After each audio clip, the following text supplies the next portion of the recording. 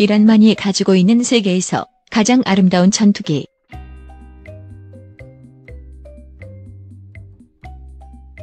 F-14 톰캣 전투기 한 시대를 풍미한 또 하나의 명작.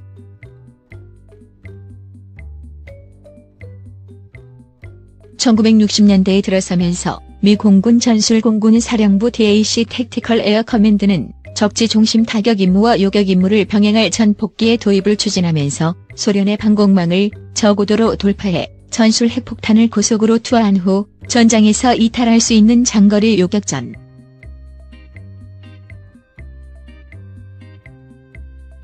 한편 미 해군은 소련의 장거리 비행 폭격기가 발사하는 장거리 대한미사일로부터 항모 전투단 캐리어 배털 그룹을 보호할 장기 제공형 장거리 요격기가 필요해지게 되면서 적을 최대한 먼저 발견하기 위해 현존 전투기보다 더 강력한 레이더와 사거리가 긴 미사일을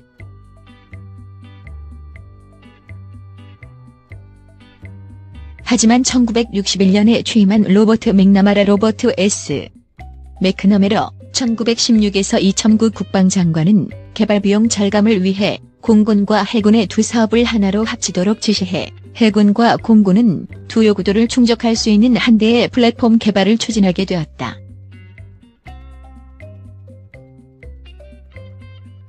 하지만 공군이 각자 바라는 항공기 간에는 상이한 차이가 있었기 때문에 두 군은 별도로 사업을 추진하기를 희망했으나 미 국방부는 공군 요구도에 기반한 전술 시험 전투기 DFX 택티컬 파이터 익스페리멘터를 우선 개발한 후 해군 요구도에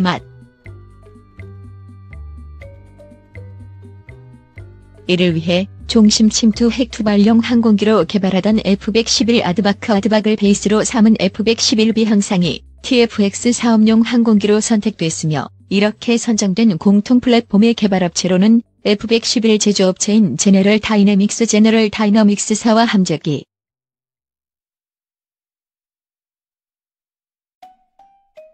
하지만 미 해군은 공군의 요구도와 절충을 하다간 정작 해군에 필요한 요구도를 못 맞춘 기체가 나올 것을 우려했다. 특히 F-111B는 중량이 너무 무겁고 엔진 실속이 잦다는 문제가 발견되었으며 F-111 항공기 계열의 항모 이착함 특성이 매우 나쁘다는 점 때문에 함재기로 적합하지 못하다는 결론에 도달했다. 이 내용은 토머스 코놀리 토머스 F. 코놀리 1909에서 1996 미 해군 작전사령부 항공작전차장 중장이 직접 의회에 보고했으며, 미 해군은 그루먼사에 F-111B의 형상 변경이나 대안을 찾아보도록 의뢰했다.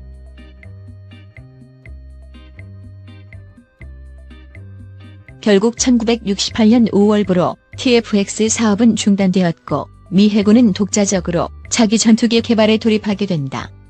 그루먼은 F-111의 수많은 대안과 개량안을 연구한 끝에 통칭 303 설계를 최종 개발 계획안으로 확정했으며, 해군이 독자 진행하는 사업의 기체에는 톰캣2,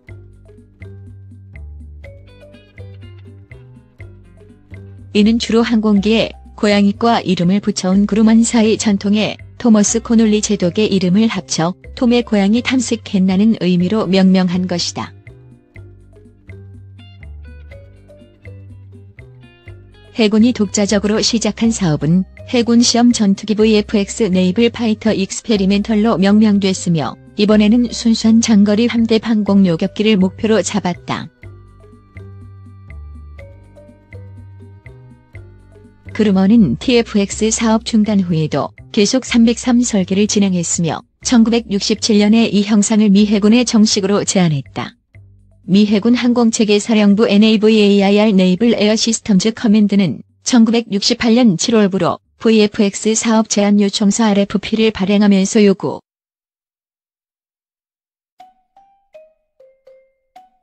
입찰이 시작되자 제네럴 다이내믹스와 그루먼 외에도 링템커봇 2000년에 그룹 도산 후 미사일 사업부만 록히드 마틴이 인수, 맥도날드 더글라스 모크도널드 더글라스 1997년 보잉의 합병, 노스 아메리칸 라겔로스 아메리컨.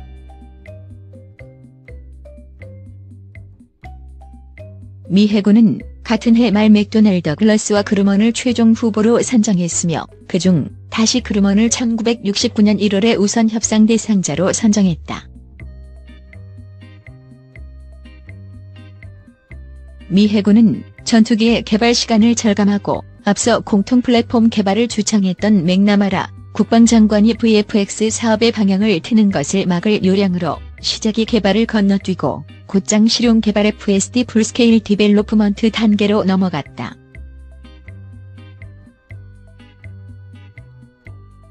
제식번호 F-14를 부여받은 VFX 기체는 계약자 선정으로부터 불과 22개월 만인 1970년 12월 21일에 초도 비행을 실시했으며 1973년에 초도 운용 능력 IOC 이니셜 오퍼레이셔널 케이퍼빌리티 판정을 받고 1974년 9월부터 실전 배치에 들어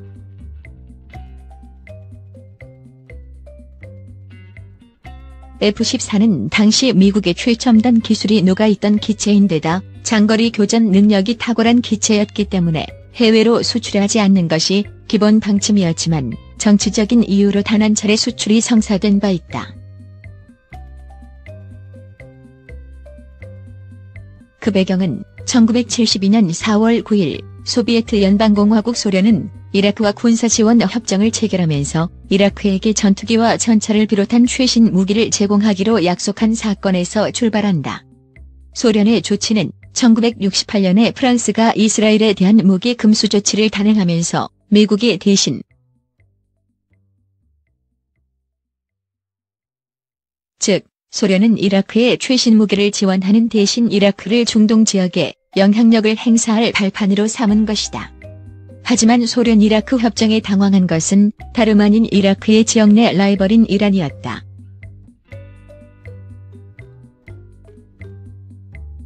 시아파의 거두인 이란 입장에서 수니파의 맹주인 이라크와의 군비 대칭성이 깨진다는 것은 정치적으로도 심각한 문제였기 때문이다.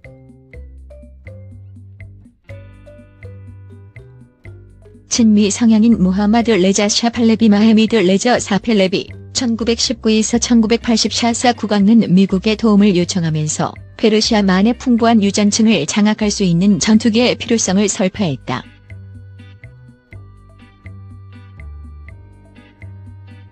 팔레비 국왕은 스스로가 전투기 조종사 출신이었기 때문에 전투기를 특히 더 각별하게 생각했으며 소련이 중동에 영향력을 행사하기 시작하면서부터 소련 공군의 미그-25가 마하 3의 속도로 계속 이란 영공을 침범했기 때문에 이를 견제할 최신의 전투기의 도입을 원했다.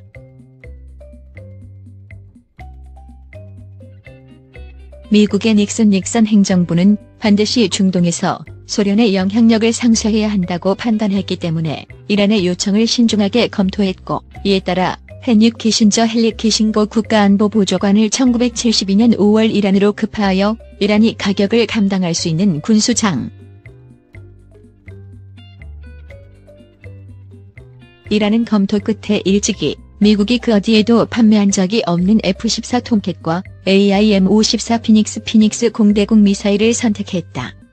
미 국방부와 국무부는 이 거래에 대해 우려를 표명했으나 행정부의 방침이 이미 정해졌기 때문에 결국 F-14에 대한 최초이자 유일한 해외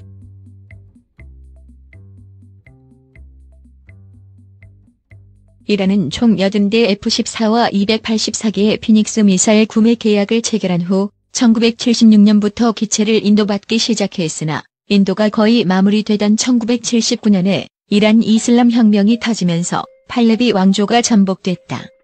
이에 이란에 인도될 예정이던 최종 기체인 85기는 수출이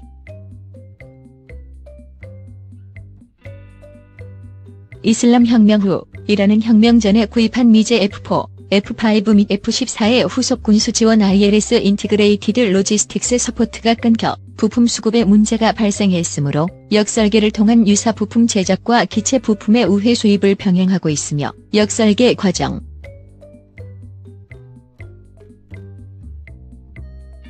사실 F-14는 다른 무엇보다도 특유의 세련된 설계 때문에 군, 민을 막론하고 널리 사랑받아온 전투기다. 특히 F-14의 매력은 톰 크루즈 주연의 1986년작 탑건을 통해 일반 대중에게 강하게 각인되었고, 그보다 앞선 1980년작 최후의 카운트다운 더 파이널 카운트다운에서는 시간을 거슬러가 일본군의 영식함상 전투기와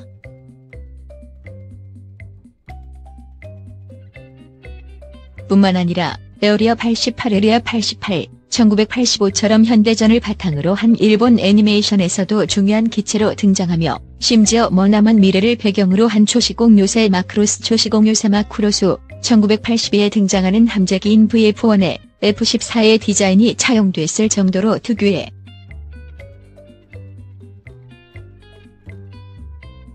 F-14가 퇴역을 하게 된 후 FA-18F 슈퍼호닛으로 기종 전환을 한 어느 미 해군 조종사도 슈퍼호닛을 평하면서 마치 일제 자동차처럼 안정적이고 모든 것이 언제나 정확하게 작동한다는 점이 훌륭하다. 안타깝지만 그럼에도 불구하고 섹시하지 못한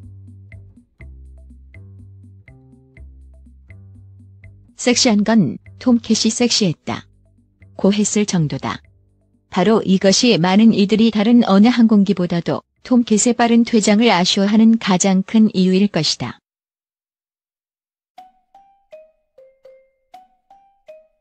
F-14는 초음속, 쌍발 엔진, 가변익을 채택한 전천후 전투기로 최대 24개의 표적을 동시에 탐지할 수 있고, 주변 공역을 계속 스캐너는 동안 AIM-54A 피닉스 공대공 미사일을 최대 6발까지 발사할 수 있다.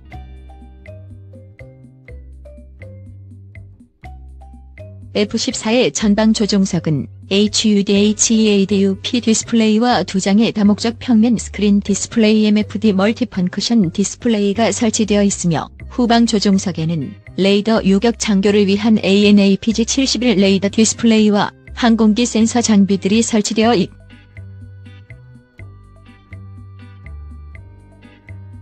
F-14의 가장 뛰어난 점은 장거리 전투 및 탐지 능력이다.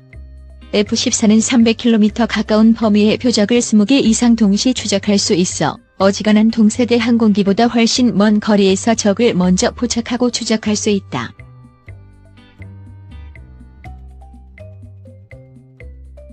하지만 이러한 능력은 1990년대에 들어서면서 등장한 스텔스 기술 때문에 다소 효용성에 격감한 측면이 있는 것 또한 사실이다.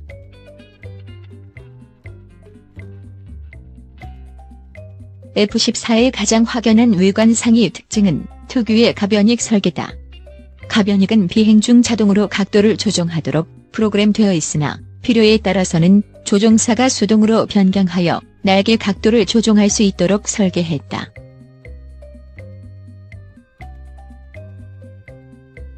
통상적으로 이륙 시에는 날개각이 20도를 유지하도록 하여 안정성을 높이고, 이륙 후 비행이나 착륙 시에는 자동으로 날개각이 68도로 조정되어 항력을 줄인다.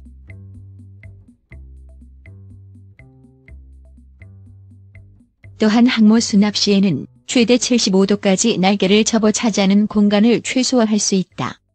F-14는 마하 2.5의 속도로 비행이 가능하며, F-14를 위해 제작된 미사일인 AIM-54 피닉스 공대공 미사일을 운용할 경우 최대 190km 밖에서 적기를 격추할 수 있다. 이 능력은 함대 방어를 위해 가장 중요한 요건이자 F-14의 가장 뛰어난 장점이다. F-14 내부에는 제2사의 벌칸 M61A1 20mm 기총이 동체 우현에 설치되어 있어 최대 675발까지 사격이 가능하다. 초창기 F-14 AB형에는 휴지에서 제작한 AWG-9 전천후 다목적 X밴드 펄스 도플러 펄스다펄러 레이더가 장착되어 있었으나, 육지 위에서 레이더의 하향 탐지 하방 공격 룩다운 슛다운에서 문제가 있음이 발견되었다.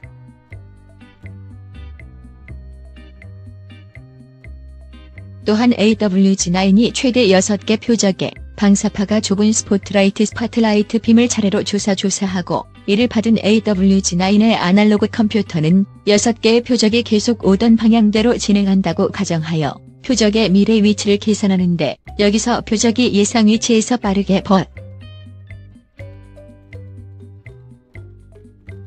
이에 따라 문제점을 개선한 AN/APG-71 레이더가 F-14D형부터 장착되었다.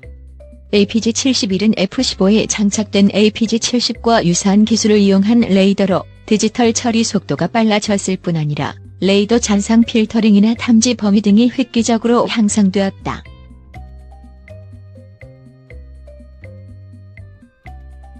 AN/APG-71은 최대 740km까지 탐지가 가능하나 안테나의 설계 한계 때문에 실질적으로는 최대 370km까지 탐지가 가능하다.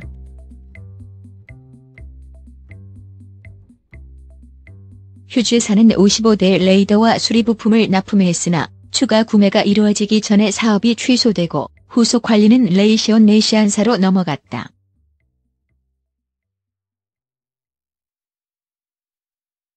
F-14는 1974년 9월부터 본격적으로 실전 배치에 들어갔으며 F-4 팬텀2와 교대하면서 엔터프라이즈 항모 USS 엔터프라이즈, CVN-65에 편제되어 있던 제1, 2 전투 비행대대 VF-1, VF-2에 처음 배치되었다.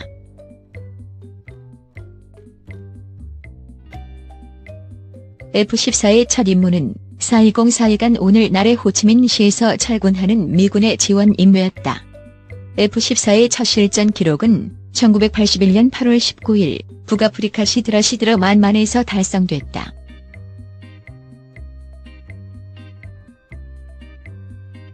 (1973년부터) 리비아가 시드라 만을 자국 영해라고 일방적으로 주장하자 미국은 국제법 기준에 맞지 않는 리비아의 선언을 무시하고 항행의 자유 (FN 프리덤 오브 내비게이션을) 선언했다.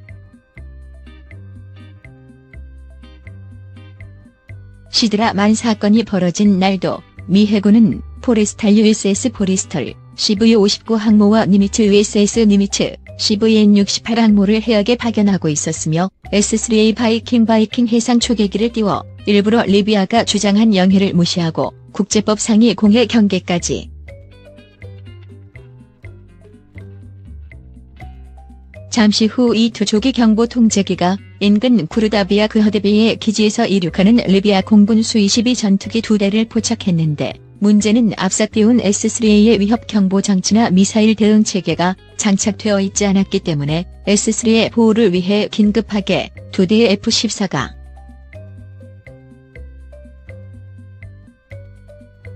양측의 전투기는 300m 거리까지 접근했고 이어서 수-22가 먼저 미사일을 발사했으나 F-14가 모두 회피했다.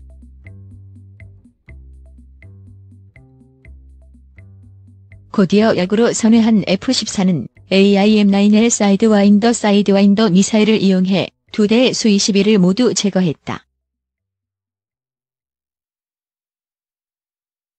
잠시 후 사출한 수-22의 두조종사를 수색 구조하기 위해 리비아 공군의 미그-25 2대가 니미츠 항모 쪽으로 접근했지만 다시 F-14 2대가 이함하여 다가가자 미그-25는 선회하여 돌아갔다.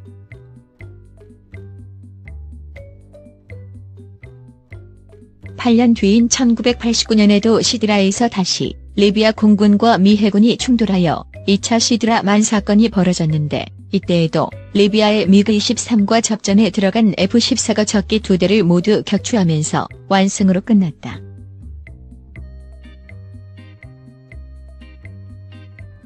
이후 F-14는 1991년 사막의 폭풍 작전 오퍼레이션 데저트 스톰, 1995년 보스니아 내전, 1999년 유고 폭격작전, 2001년 아프간 자유작전 및 2003년 이라크 자유작전에 참전하여 전투 정찰 임무와 폭격 임무를 소화했다.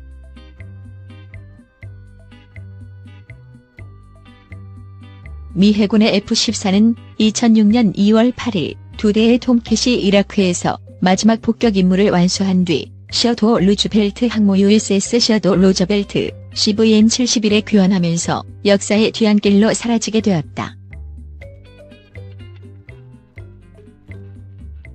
이미 2006년 초까지 계속 실전에서 운영 중이던 F-14는 단 22대뿐이었으며 이들 기체는 전량 시어도 루즈벨트 함에서 운용하고 있었다.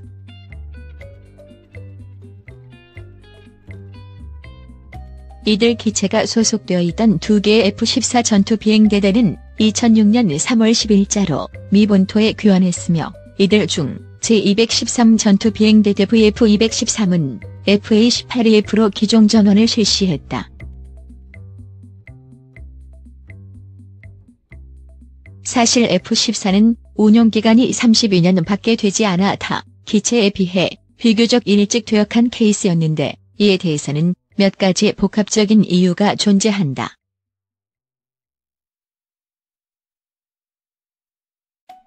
우선 해외 판매가 되지 않은 기체였기 때문에 후속 군수 지원 단가가 지나치게 올라갔고 움직이는 가변이 구조와 이에 딸린 유압체계 자체가 민감한 기계였기 때문에 관리가 까다로운 측면도 있었다.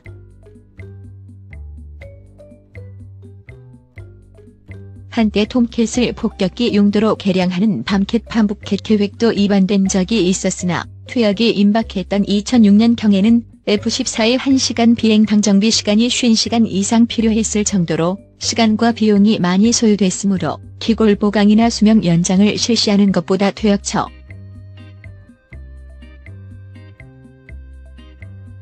F-14의 퇴역이 결정되자 미 해군은 소량의 전시용 기체를 제외하고는 전량의 F-14를 폐기 처리했는데 통상 대부분의 퇴역 물자는 사막지역에서 일정 주기 동안 보관하는 관리와 상반된 이 조치는 퇴역한 F-14의 부품이 적성국인 이란에게 흘러들어가는 것을 막기 위한 조치였다.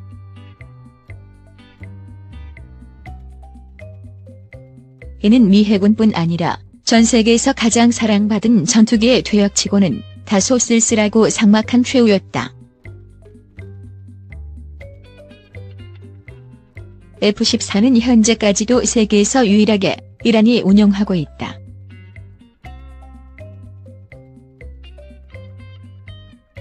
이란이 몇 개의 F-14가 정상적으로 운용 중인지는 정확하게 알려지지 않았으나 상당수의 기체는 동류 전원을 위해 해체한 것으로 보인다. 이란은 만성적인 F-14 교체 부품 문제로 어려움이 많지만 지역 내 경쟁 국가의 보유 기체 중 압도적인 성능을 자랑하는 F-14를 포기할 수 없어 부품 확보를 위해 다양한 시도를 해왔다.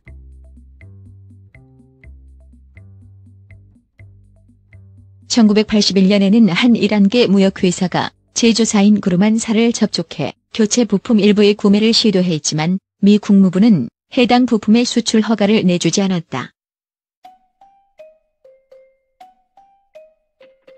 또한 미국이 해외에 판매한 항공기 부품이 여러 차례 우회 경로를 통해 이란으로 흘러들어간 것이 포착되기도 했으며 2001년에는 미 세관이 이란으로 흘러나가던 밀수 물자가 실린 화물 컨테이너 16개를 압류한 사건이 있었다.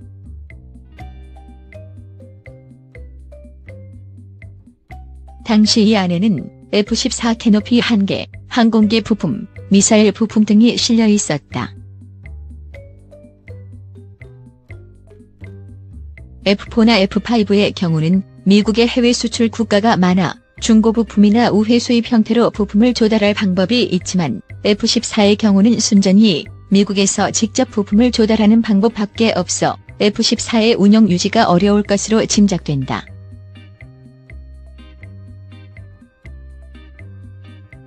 관련국들은 2013년 기준으로 이란에 비행 가능한 상태의 F-14가 약 40대가량 정도 있는 것으로 보고 있다.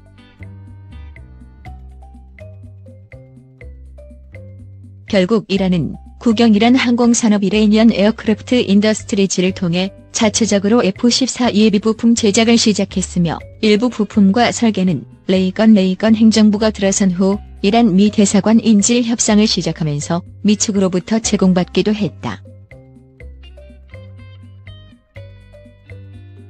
이러한 노력을 통해 이란은 1988년 말까지 F-14의 가동률을 최대 34대까지 끌어올렸으며 2010년에는 대대적인 업그레이드를 실시하면서 조달 불가한 장비 일부를 국산화하여 현재 40대 이상의 F-14가 운용 중인 것으로 알려지고 있다. 이란은 자체적으로 레이더를 교체하고 무전 장비와 항법 체계를 업그레이드했으며 R-73 미사일을 통합하고 지대지 미사일인 호크호크를 공대지로 개조하여 F-14에 장착시킨 것으로 알려졌다. 또한 피닉스 미사일을 역설계한 파쿠르 190 미사일도 통합했다.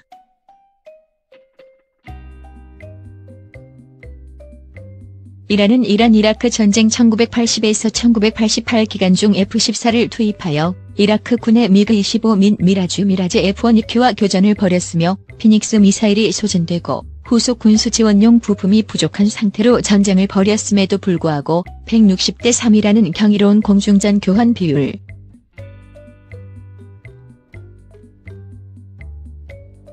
이란 공군은 이란-이라크 전쟁 개전 당시 77대의 F-14를 보유하고 있었으나 전쟁 기간 중 8대를 잃었으며 그중 한 대는 이란 공군 F-14의 오인으로 격추됐다. F-14A 톰캣 기본 형상으로 복좌식의 쌍발 엔진으로 설계된 미 해군용 요격 전투기. 미 해군이 도합 478대를 도입했고 이란이 79대를 구입했다.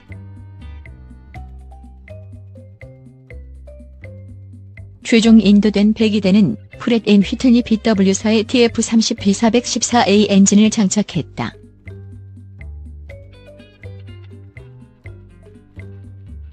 이란은 최초 80대를 구매했으나 이란 이슬람 혁명 발발에 따라 총 79대만이 인도되었다.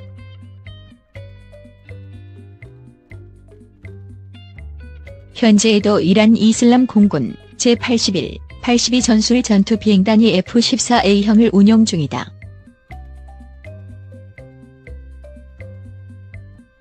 F-14B 톰캣 1987년 3월부터 대규모 업그레이드를 실시하면서 F-14A로 명명됐던 기체.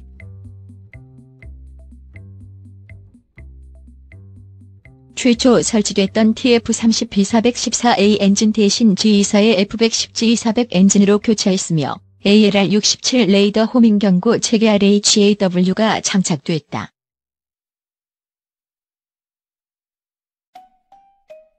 (1991년 5월부터) F-14A라는 명칭에서 F-14B로 변경되었으며 총 48대가 F-14A에서 B형으로 업그레이드 되었고 별도의 38대가 처음부터 B형 사양으로 제작됐다. 1990년대 후반에 67대가 기골 보강과 공격 방어 항전 체계를 업그레이드했으며 해당 기체는 F-14B 업그레이드형으로 불린다.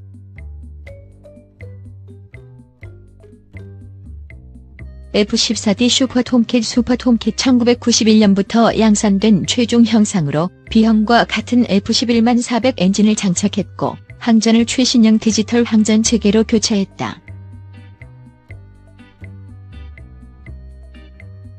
또한 조종석을 전면 디지털로 개량했으며 AWG-9 레이더를 AN/APG-71 전천후 다목적 X밴드 펄스 도플러 레이더로 교체했다.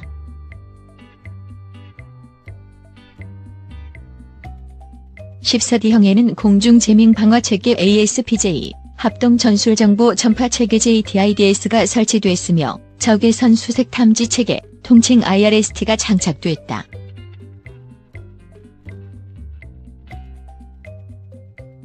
F-14D는 총 55대 양산으로 생산이 종료됐는데 이는 1989년 딕 체이니 당시 국방장관이 F-14D형의 추가 구매보다는 같은 예산으로 타 F-14 기종의 현대화를 추진하는 것이 낫다는 논리를 밀면서 생산이 끝났다.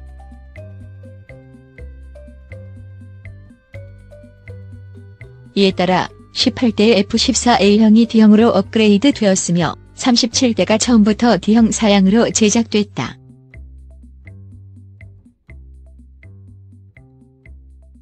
이후에도 미 해군 장관은 132대의 F-14D가 필요하다고 계속 요청했으나 체이니 부통령은 해당 기체가 1960년대 기술이라고 폄하하며 추가 도입 승인을 거부했다.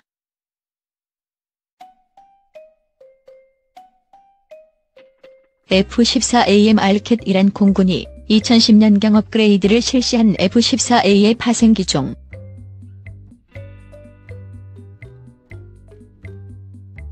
아랍에서 운용한다는 의미로 알캣 얼캣이라는 별명으로도 불린다.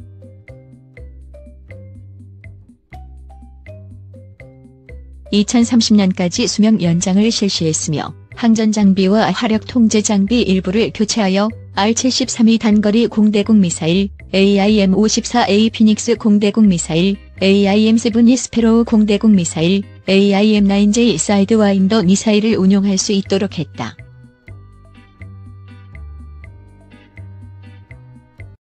동체 도장도 독자적인 삼색 도색으로 변경했다.